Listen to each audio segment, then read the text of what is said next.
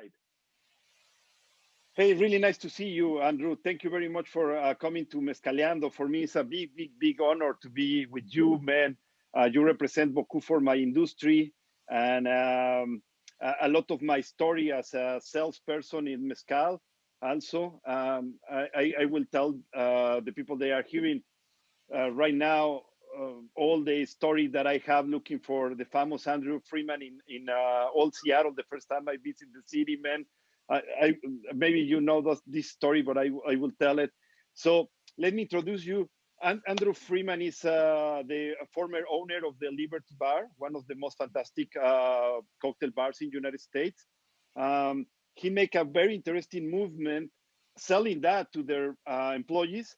And after you get you are founder, you are the founder of a really nice distribution company in Washington, and also you have your new brand of spirit, right? So Yeah. I would love to hear all about that. But welcome very much, Andrew. Thank you very much for coming.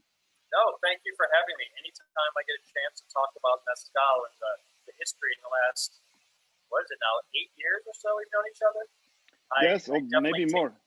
yeah, I think so. I definitely, yeah, it has been more. I definitely take advantage of any opportunity to chat with you. Go down to Oaxaca and hang out with you and the family down at the Palenques. Oh yes, I remember that also. Yeah, Yeah, I think that's it's true. done it twice now. Yes, that's true. Never, We've been in Oaxaca two times. it's Right, true. that's It's true. true. Last time Bowie came down with me, and she Yes. 2 days ago was asking me to ask you about the dog.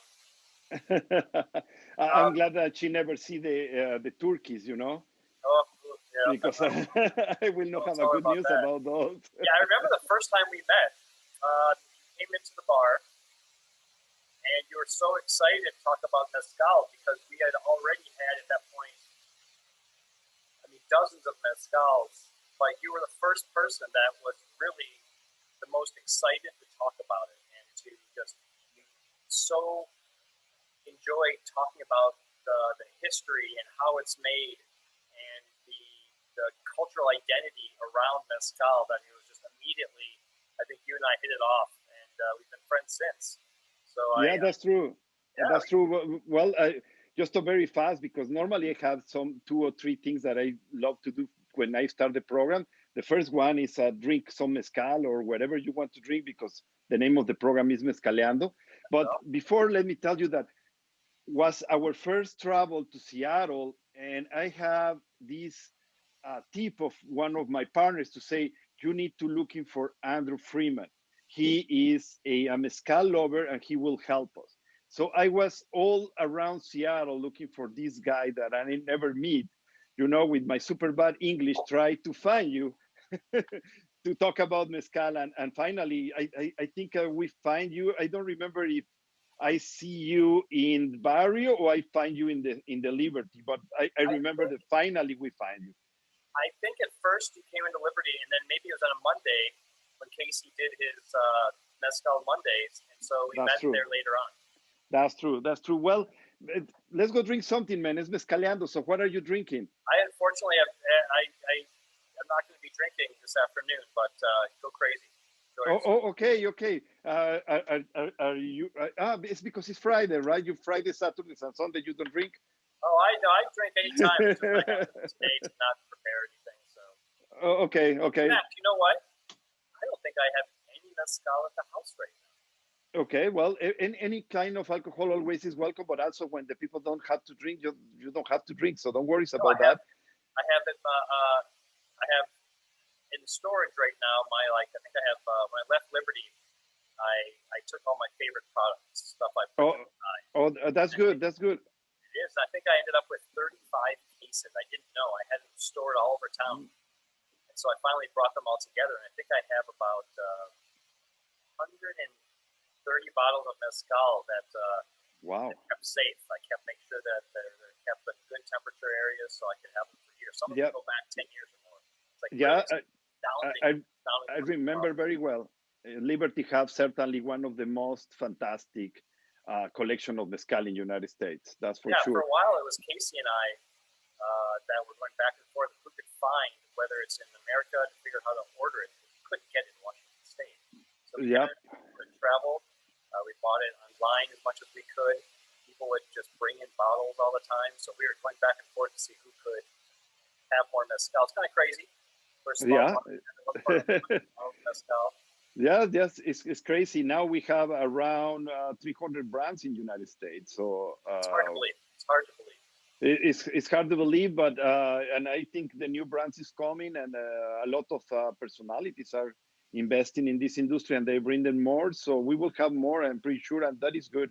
That is good for the industry. But you don't have one of your new bottles that you are promoting in the United States close to you that you can show us? That I should have prepared to bring over. I don't have that next to me. It's in the freezer. Okay. Vodka and a bottle of gin. Oh yes. Well, next time I hope we can see it. I will drink an mezcal ancestral with you today, man. Is I always have a problem to figure out where is the camera here. You Yeah, know, those bottles are so wonderful. yeah. This I have about 4 or 5 of those that I've not yet opened of different kinds over the years, and it's so hard to open those bottles because once you open it, you'll never see it again. that's true. You finish it. You finish them. Yeah. It's very easy to drink. I was just engaged in a conversation in Facebook about the historic flavor of the mezcal, and it's just something that is changing all the time. You know, since day one to since right now, nobody can say I have the original flavor of the mezcal because that doesn't exist, right? So Beto and his family like to do these mezcals, and they are very easy to drink, and you can put it in a table of 4, and 4 or 5 hours after you start this conversation, the bottle's gone. And with some other brands, it's very difficult to finish a bottle because the mezcal can be very strong uh, and not really smooth, so it's difficult. But these you can drink it as nice water. Cheers, man! Thank you for coming. Cheers! There's such an amazing range of flavors. We would do every day, 10 times a day, mezcal flights. Going back however many years until we first started it. And in fact, I think it was 2009 when I first, 2008? I wish I remembered. There was a cocktail convention in New York that I went to, and someone pulled out, what else, but a Del Maguey Tobola. I'd never had mezcal before. I'd owned the bar for 3 years, but there's no one in Seattle doing anything at all mezcal at that point. At least I knew. I think no, it's not true. Zigzag was. Zigzag had already started. Oh yeah, I remember Zigzag. Yeah. Casey at Zigzag loved mezcal, so he made sure that there was in his bar. He had basically just Del Maguey at that point. But I remember the first time he opened that bottle. Back when I had the wax top, he opened that bottle of Obla, and I thought, I'll try it out. And it's just one of those moments that you remember the rest of your life. Because I remember drinking it, and I looked at it, I said, what is this? How have I never had this before? And I kept looking at it, and I looked around, and I go like, oh, it's a really expensive bottle. Careful, that one. It's amazing. So I got home from the New York convention. I found as much mezcal as I could, and that just put me on the path. Within a year, I think I had about 40 some mezcals in a year. Another year or so after that, just moved past 100, and I realized this is crazy. I should say also, everything we had was traditional, was ancestral. We didn't have any of the brands that were, shall we say, not quite the ones that you and I drink quite as often. Yeah. Yeah. Well, I remember very well another thing that you make fantastically. In my memory, I think you host the first mezcal in the United States without the permission of the big boys. Yeah, I remember that. In fact, we really had to push to make that happen because back in those days, there's a couple of big brands that didn't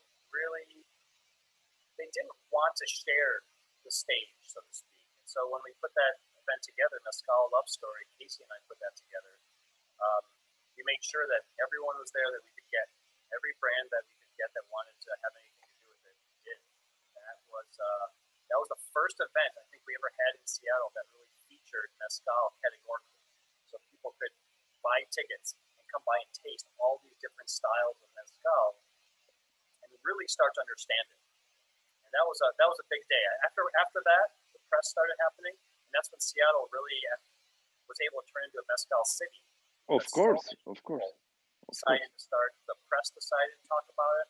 Customers would come in.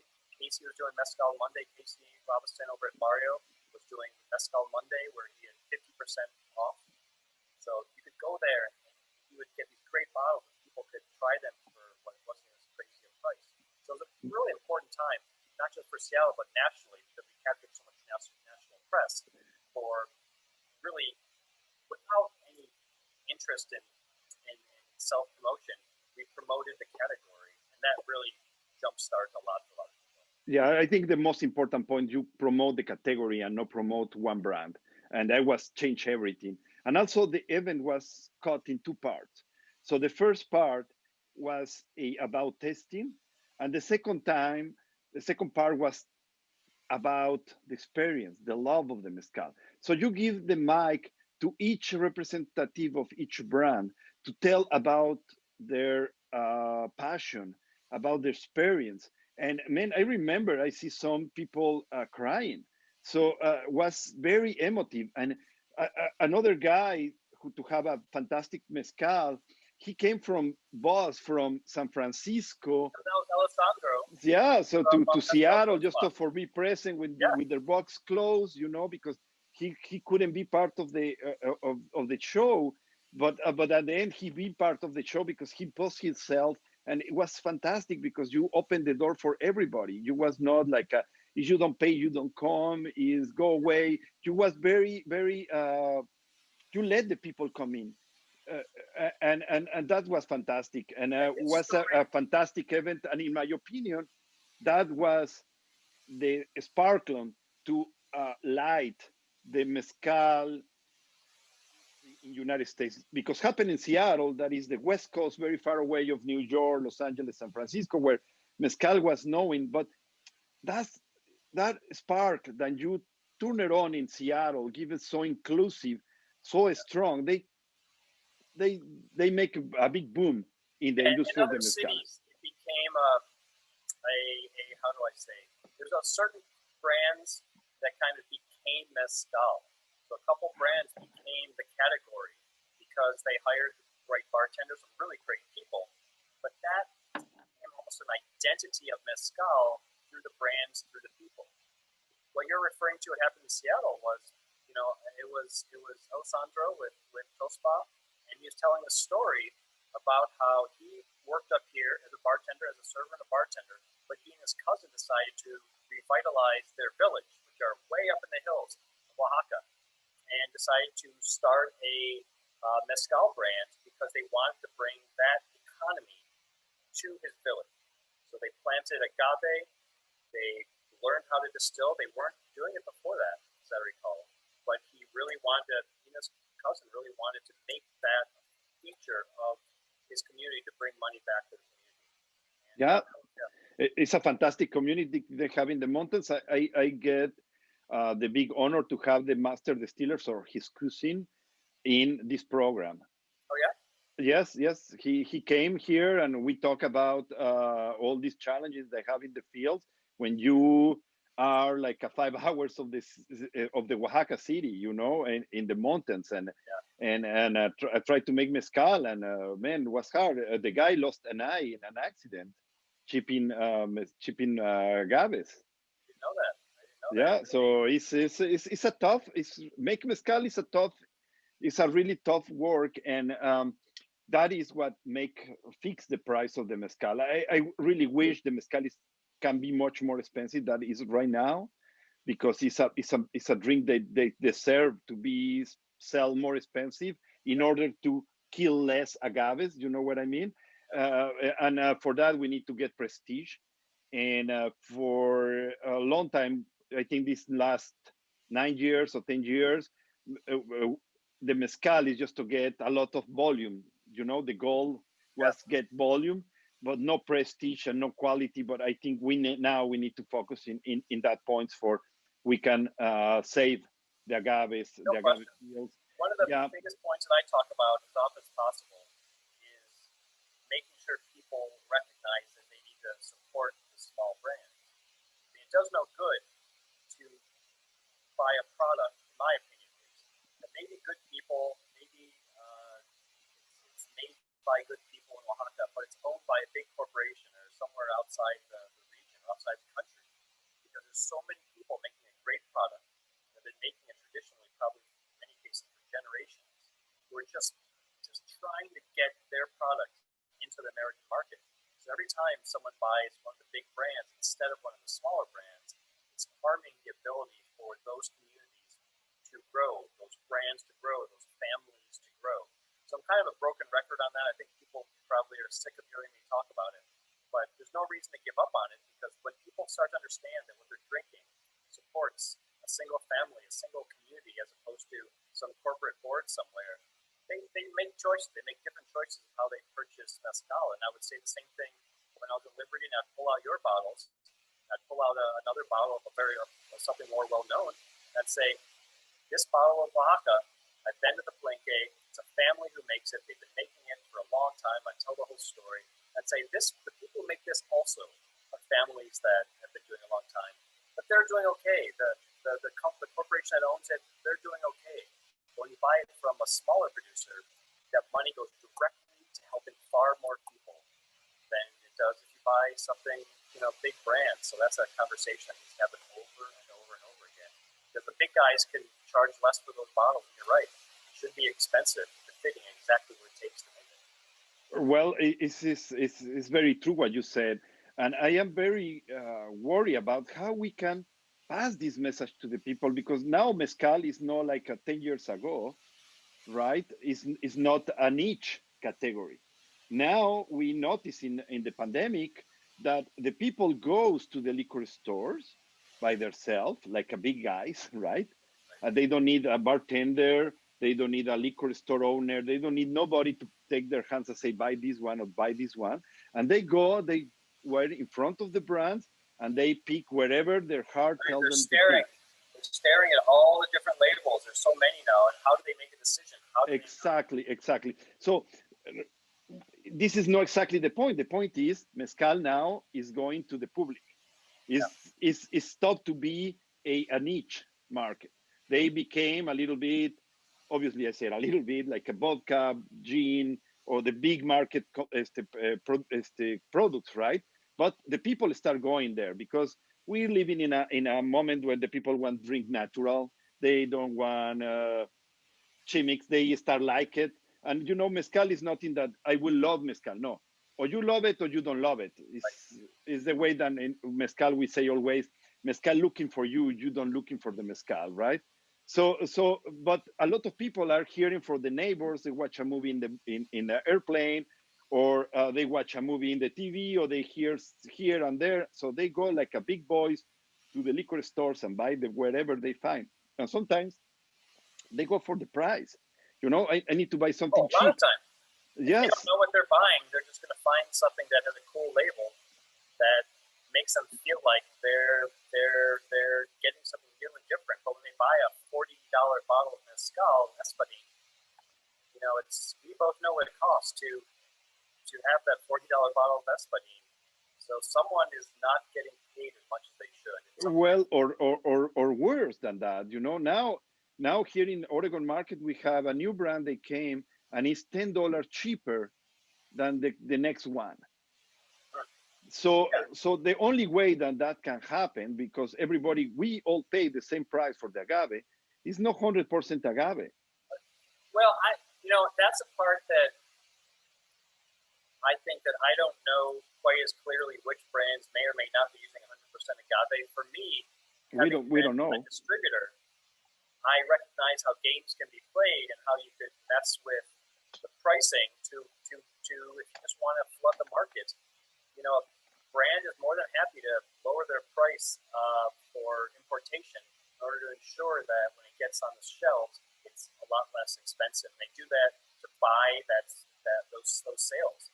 They're literally buying those sales by lowering their prices, which other brands cannot do. They simply can't afford to do so.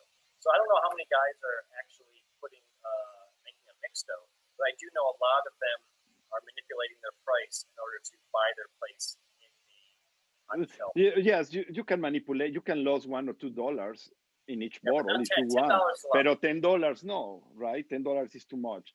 So I don't get that part, but it's happening in the market. And now we are coming to a new situation. We are reopened the bars and restaurants. The people came vaccinated. I didn't say at all that we finished with this pandemic, because it's not true. We will still be inside of this way for years. But let's go see that the restaurants start open, thanks of God, because jobs, because everything. But they will, it's a question. They will come in with the beautiful and nicer bars than we had before, with a beautiful levels, or they they will turn for the cheap stuff just for restart again. I need some air, so I will get cheap mezcal, I will get cheap tequila, I will. I think you're right. I think what we'll see is a lot less expensive products because bars have to be so much more careful. They have to make back money. They have to make sure that their business won't be there, so they're going to have to do everything they can to stretch that every dollar spent. And a big chunk of that in bars, I've already spoken to people. I know it's going to happen. It's definitely happening. That they're no longer going to be stocking as much expensive products simply because they can't afford it. Yeah, but exactly. So, are we will see the war from for the well part two? The wells aren't going to change much, except that those going back to talking about the corporate brands can afford to buy wells. We all know what happens. They one way or another figure out how to make sure their bottles are in those wells. So I have no question that wells will you'll see a few brands in most wells where there's a well mezcal, because quite simply, if someone's going to pay you a certain amount per month to make sure that that bottle's in the well so that customers see you pour it, which the whole purpose of having it there is so on-premise leads sales. It's an old saying that if you're on-premise, if you're selling in bars, customers see it, they then go to the store and they buy it. So they're very happy to spend money to pay the bar to make sure that the customers see it, to make sure that that customer then goes to the store. There's no question that's going to happen. Well, yeah. Well, you let me go in this direction. I would love to go there. To first of all, with the people that I am coming with this series of selling mezcal in the United States, I talked to them about the challenge of breaking the rules. Right? You remember these rules? There was four. Was a the mezcal have to have more than 45 ABV. The mezcal have to be never in a cocktail. The mezcal have never have to be barreled, and the mezcal never have to have a worm. The scary worm. And we one by one we broke all these barriers. Yeah, that And was a New York thing, really. I don't want to blame my friends in New York, but every time someone said something like that, what's happening in Los Angeles and San Francisco also, wherever the yeah, pioneers you're probably went. right. Coming thinking about it now, but really a lot of it was coming from a few different people who were pushing this ideological war of what mezcal should be. Yes. Yeah. I noticed those were never people from Oaxaca. Well, these ideas was also made it in Oaxaca, and they bring them to United States because uh, sometimes one people is just to meet one person, and they think this is the god of the mezcal, and they brought with these ideas, and this is total. I meet one palenque, and this is the world, Yeah. right? And I never meet another possibilities, never visit the story, never go in investigation. But well, they make a breaks in the growing of the mezcal a little bit, but we are out of that. But I wanted to go there because you are living in the city where they have the best mixology in this country, maybe in this planet. Yeah, I right. don't know if Seattle has the best, but we definitely had some. We had a lot of good. We had some good years for sure. I think mixology, as it were, is kind of a. It's changed a lot. It's hopefully heading back towards talking about hospitality as opposed to mixology. But yeah, we had a good run. We had a really good run where we just started, created, or really promoted a lot of great trends that today are just normal. And it's not only the fame. I will tell you, if I will have a bottle of Madrecuiche, a wild agave, they cost $150 the bottle in your market in Seattle. Then also let me tell to everybody that is here, us in Mexico right now, or in other parts of the United States that they don't know, Washington State, they have the more expensive market in the United States for alcohol. So you pay for... Pennsylvania. I think Pennsylvania edges us out.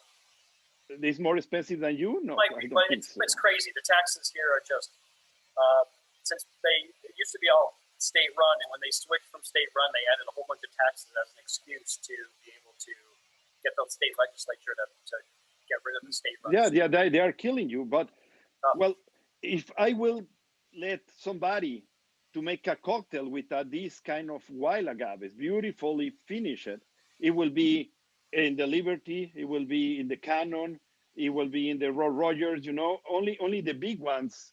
And that would be in Seattle. Maybe in New York or San Francisco, Los Angeles, Mexico City have 2 or 3 people that are able. But I think Seattle is the place where you really can say, yes, mezcal cocktails are fantastic. Yeah, oh yeah. There's definitely what you're touching on was definitely an element of what happened, was that 10 years ago, which was that you're right.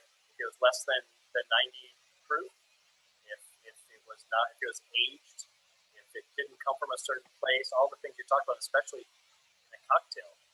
And a lot of, in Seattle, we didn't listen to those rules as much, which is why I think Oaxaca did so well in Seattle at first, because we were more than happy to play with it, and it's such a good product to use in cocktails that we were up in this corner of the country. We ignored all that stuff, so we didn't really play around with that.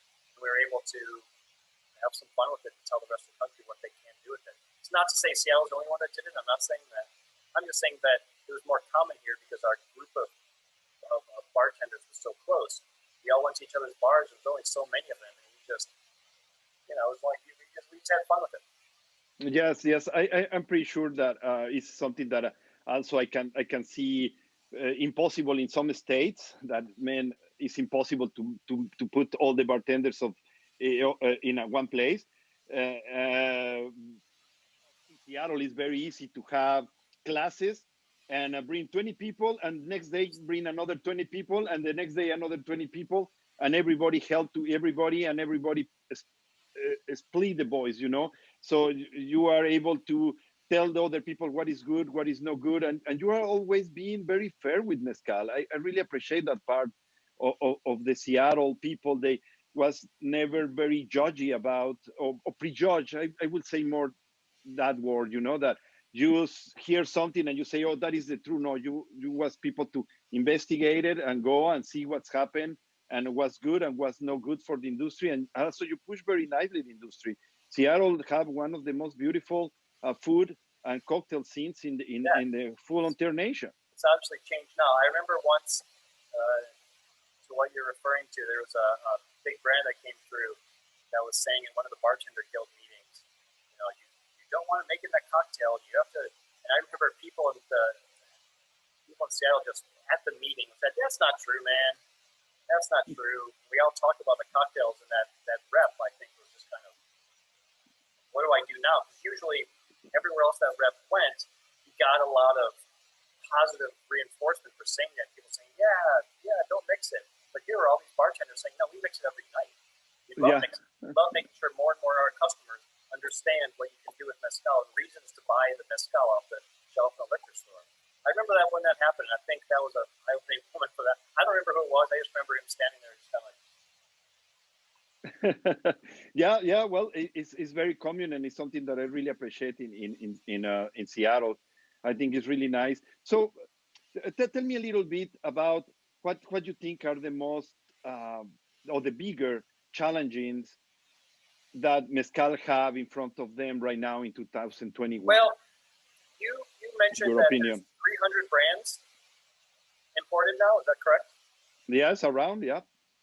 I don't know if I agree with you. I think it's good for mezcal because that's 300 brands, and only 12 of those are known half decently nationally. The rest of them are struggling for every single bit of shelf space they can get or back bar. Shelf space. That is the word. Shelf space. They're not able to.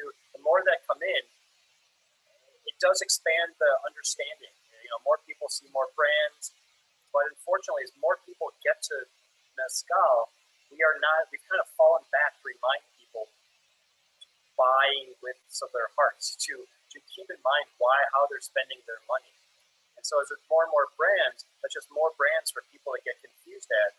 And I think it's easier for the big brands to kind of pick off some of the people that are confused when they see all of a sudden now there's 20 brands at the liquor store, and they get confused. I've had people say to me, they say they go back to a certain number of brands. They say there's just too many. I don't know which one to pick. So I don't know necessarily if having so many more is good when there's not the growth of the actual category itself hasn't risen at the same rate. So I think a lot of people are going to be bringing bottles in because they read so much press about mezcal and there's so much great press about it, but they find out, how do I get a distributor? Because as you well know, it's importer.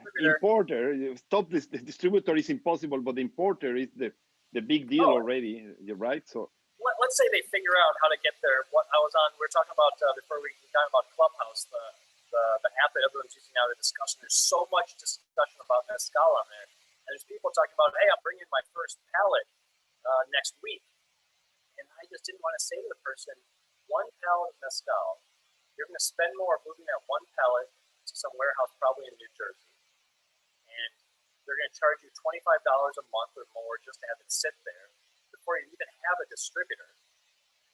So it really right now is such a tough time, because if there's 300 brands and each city has 5 or so distributors, yep, how are they going to even, they can't self-distribute. So how are they going to find any help? Because if you don't sell in bars, it's a lot harder to sell in stores.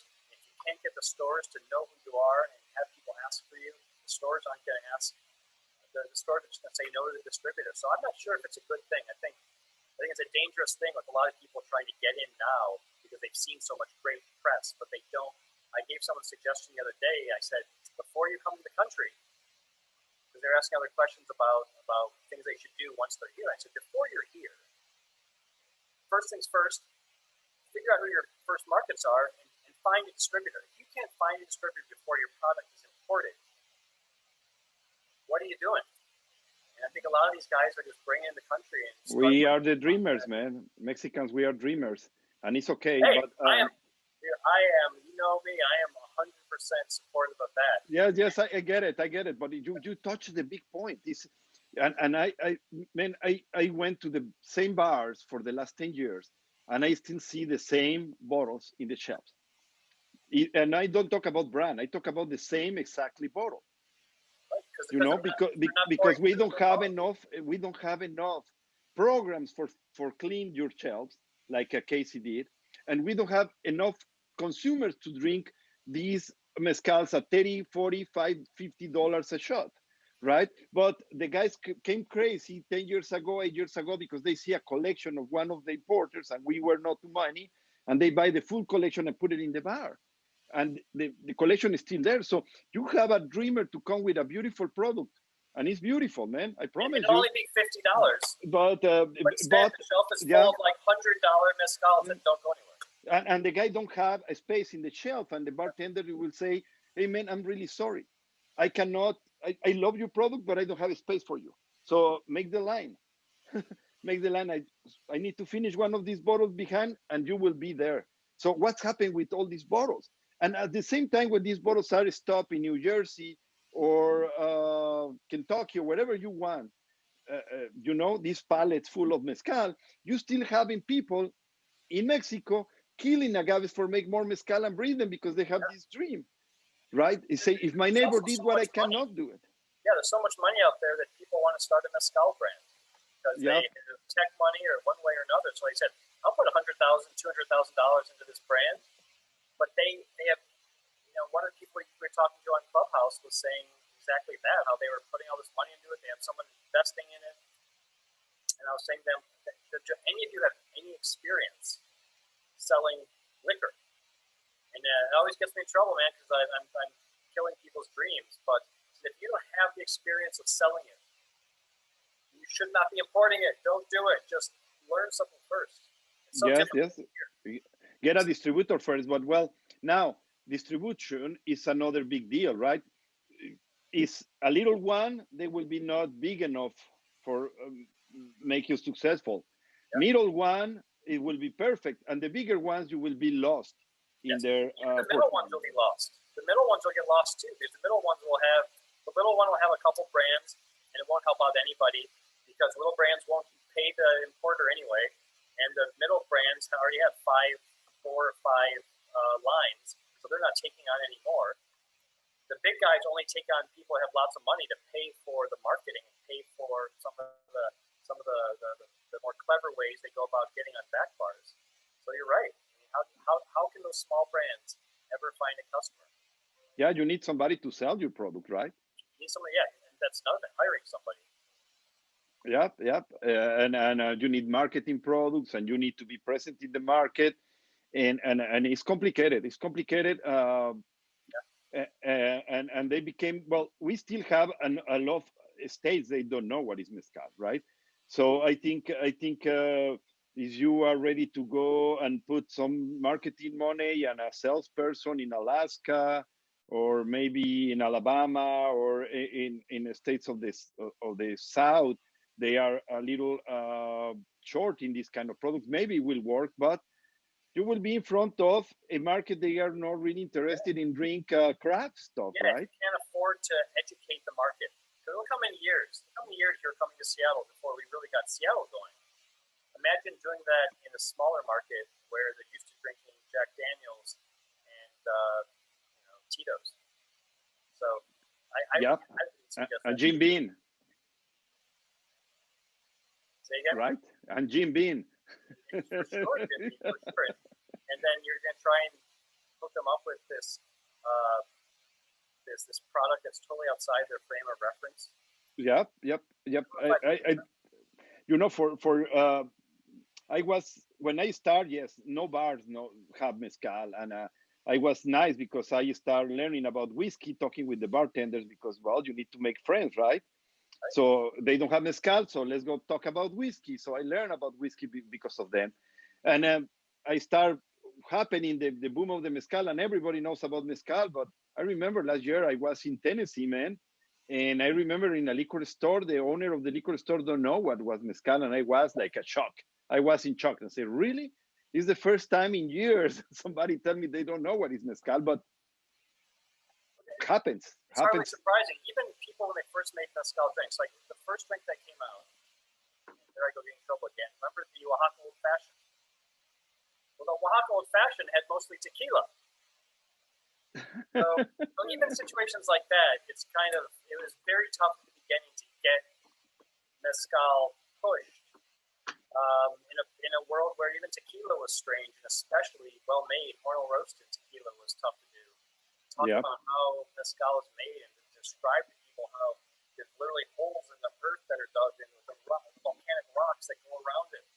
And it's just that whole story needs to be told over and over and over again for people to understand that there's a reason why it tastes different. The reason why it is different. The reason why they use these many, many, many different kinds of agave. And that's something you have to fight every day to push. I mean, age. You talked about age.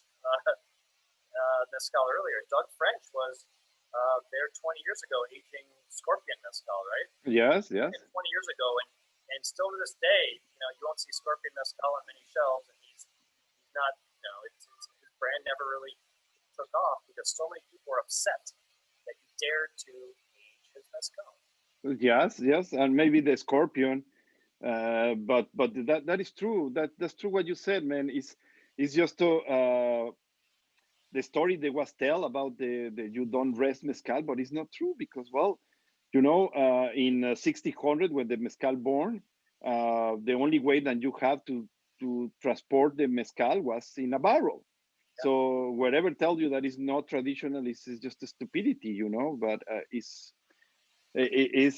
what it is. But well, so the dogmas is a part of the challenge to sell mezcal. We notice the quantity of brands.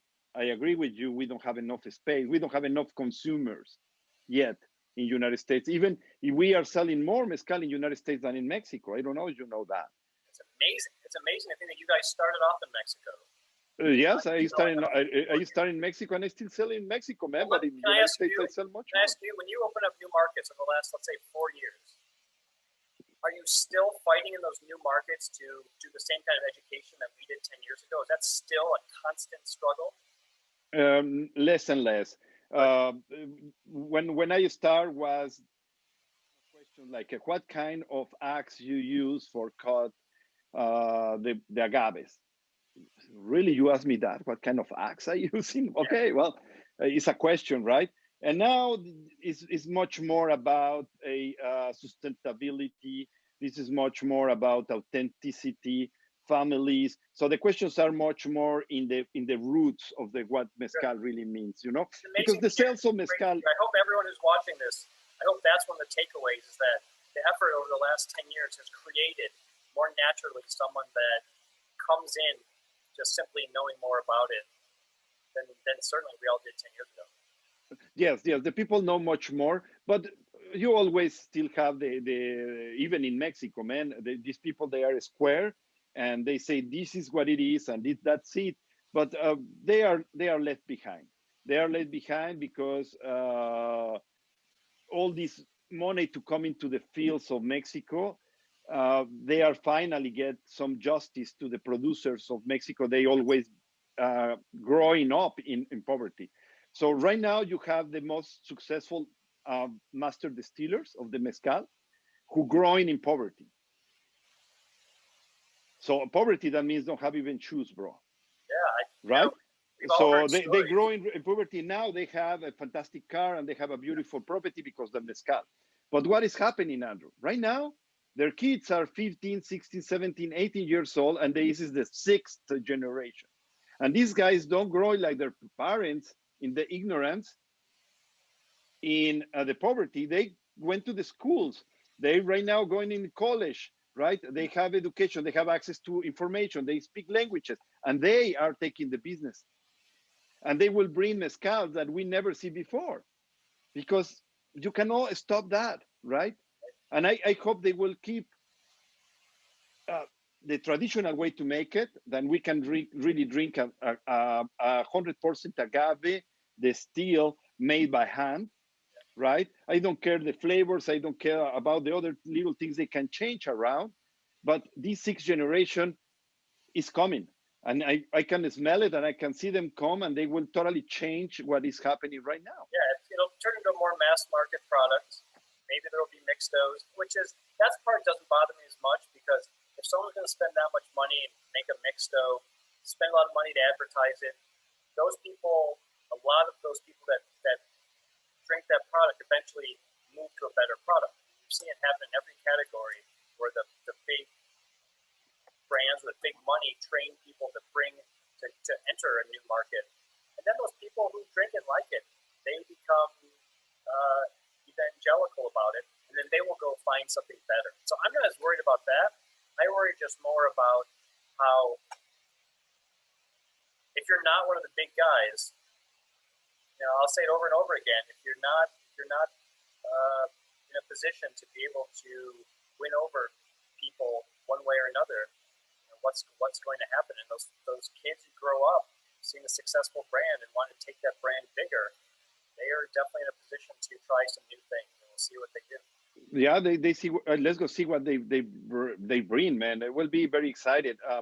In mezcal industry, the mixtos are not allowed, but Right. the thing is, we don't have the technology to recognize when That's what I was saying. sugar cane coming inside of the mezcal. We only have the flavor, and we have the levels of methanol. They will tell you a little bit about that. Yeah. You know, when you have something that is inside of the agave, but you need the regulatory concept need to be much modern to really can recognize when it's happening. Again, this administration of the regulatory concept did really well bring in quantity, right?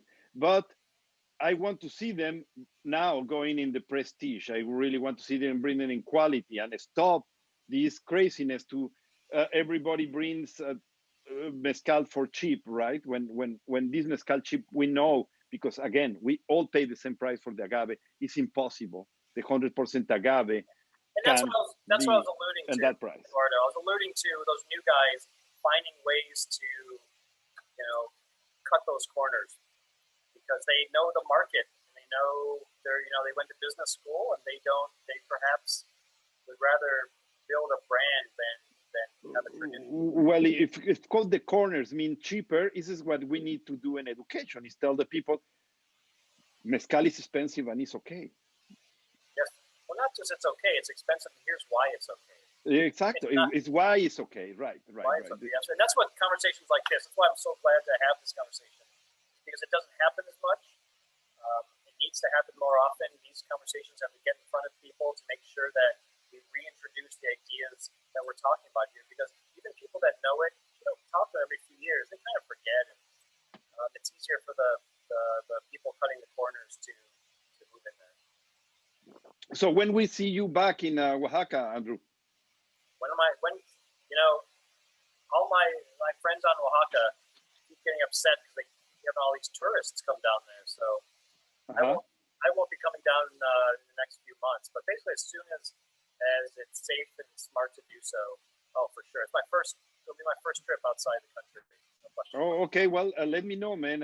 We are just thinking about that, man. It's just I don't have enough information to know what to do, right? So I know that if you are vaccinated, it's safe for you, but I don't know if you are safe for the others.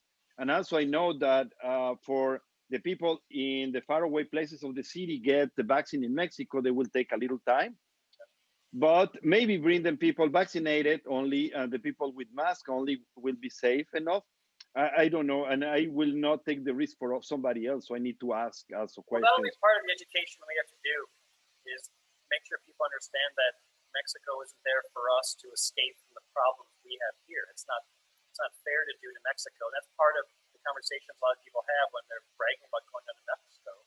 Yeah, are you invite me to go to Cancun or what? Mostly they're going to Cancun. So why don't gone down to? I was thinking about this senator in Texas to run away of the cold. Well, it's right now Mexico don't ask anything to the tourists to come. So it's for that the beaches of Mexico, they are full of Americans. They are tired to be closed in their houses. And I'm happy because the money they come, but I don't know if it really is good for the American people. They come there for the pandemic, and for the Mexican people to receive them.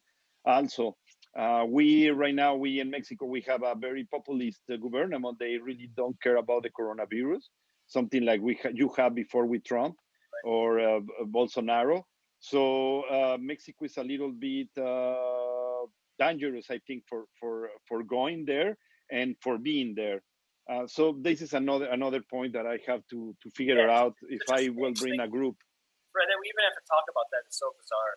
We used to spend our times talking about going up to the hills, the great stories that we came up with. Like, remember we stopped at one palenque where there's the guy whose daughter won that.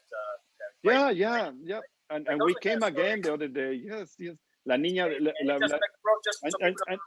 And you know, she have her mezcal in the United States. You find it like la palenquerita. That's unbelievable. Just so people understand what we're saying is we were going up I went up the hills just to look at Tobola. Back in those days, all they wanted to hear about was Tobola. And we drove by a little palenque, went up the hill. As we came down, someone said, "Hey, what's that little palenque?" And you asked someone, they said, "I don't know, let's stop by and find out." And we stopped by and you heard the story. And it was a girl in that community. Mm-hmm. Girl, she won, I think, a writing contest. She speaks Spanish, and her father doesn't. So yeah. And so the community said, "Since you won, what can we give you? What do you want? Because you won this." So she said, "I want you to build a palenque for my dad." And they said, "All right," and they did. And I remember we were there. And he was making mezcal. He was doing Tobola that day, and he had on the wall a hand drawing of what he wanted his label to look like. That was a long time ago. And those are the kind of stories that you see of how lives and families can change and just how hard people work. Those are the kind of stories I would tell. I've told that story 100 times. Yeah. I would tell people this is a real live industry. Literally every day it's growing and there's new people coming into it. And this is the kind of communities that you go through. These are the kind of stories you hear. They're important Yep, things to yep, know. It's yep. amazing to get her This is brand. an amazing. This is an amazing story. Yes, Amazing it's story is in YouTube. You can find it. And as I tell you, I good. see a bottle of two of her of their mezcal here. I don't know how successful she can be. I hope she will be very successful. But I saw several of the bottles. She's under the brand La Palenquerita. But the truth is, she was in YouTube, in this famous YouTube video. She was La Niña del Mezcal, right? Because she was a little kid Yeah, to talk with the politician to say what's going on here. The father don't speak any Spanish, but he was a master distiller. So amazing. she tell the story and get the palenque paid. Unbelievable. So It's crazy. this is It's the such a stories crazy that thought. they make. That is the stories that make mezcal what it is, you know. And I'm very happy that we can bring this richness to the communities. I hope we can open up new markets in the world. And again, we work more in the prestige. And I hope we will still having you as a friend of the mezcal, Andrew. No, it's you know it's a friendship that I just absolutely cherish, both with you, all the Oaxaca guys back in Oaxaca, um, and it's really something that has been such a great addition to my life. I have great memories bringing my daughter there when she was 3. You know, I have some amazing photos that I'll never forget, and stories like the one we just told about that girl. That is why I am so tireless in talking about making sure to support the small guys, because I would rather buy that mezcal any day, than Yeah, some big brand. yeah, That's my yeah. view. That's right, right. Well, thank you very much for get the time to talking with me, Andrew. You give a big push to my program only with your presence, so I really appreciate it. Thank you very No, much, man. thank you for asking. Just having an excuse to chat with you. I think every few months you and I chat just to say hello, but it's good to see you sitting there. Yeah, and I follow your passion for politics because I have my passion for politics too, man. So I know. I always enjoy and I learn a lot about your country each time that I can read and understand. Sometimes it's hard because you Well, have you this generally slang explain. English when you write that is complicated for me, but when I get it, I understand better your country. Yeah, and That's for sure. you do the same thing, and I appreciate you have a high integrity to your beliefs also, and man, it's a good way to stay, because as soon as you lower it, Oh yes, I, yes. The integrity is something that have to be on and on and on. Thank you, Andrew. Thank you very much. Good luck in your projects. I would love to see your level for show my friends in Mexico and United States what you are doing. Next time, promise me that you will have a bottle in your hands for we can see it, man. I will. I'll send you a bottle. We'll chat. I have your address on your phone. I will. You know, I have this rule in my life that I never get a free bottle. I always buy it. Well, you can. You remember that soup we had last time? Yeah. The Palenque. Yep. That was you paid for it. That soup was delicious. There you go. Thank you very much, Andrew. See you next. Thank you very much for share your experience about mezcal and your opinion with us. Thank you very much. Thank you. Best to you and the fam.